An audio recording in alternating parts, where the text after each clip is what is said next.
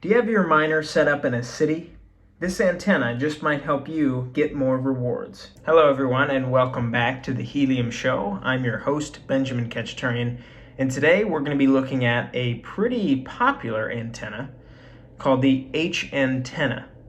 And it's been all over the internet, to be honest, with people that have been doing helium for quite a long time, and including the Gristle King.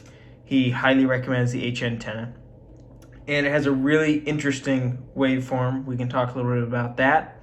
But let's get to it. We're going to unbox it today. All right, so it comes really well packaged. Lots of bubble wrap, and just pull things out here. I already opened things up to make sure everything was here.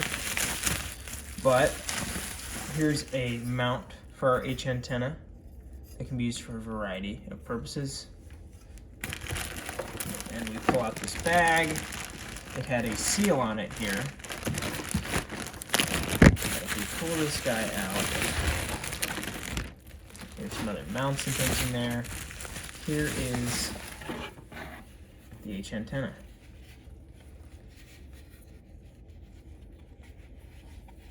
It's funny, if you look at it this way, that way looks like a trash can, right? And that's why I've said before, it does look to me like an upside down trash can. Really unique antenna, the way it looks. Let's check out what else is here. So in the bag, we also have some steel straps and some other things that can be used to help our mount work well. So the HNTenna, it comes in at $150.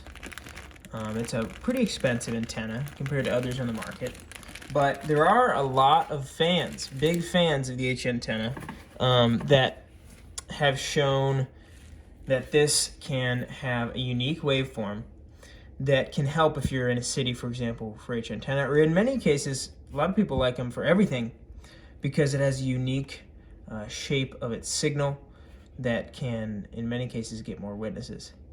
So one thing to bear in mind here, the HNTenna does not come with an antenna cable.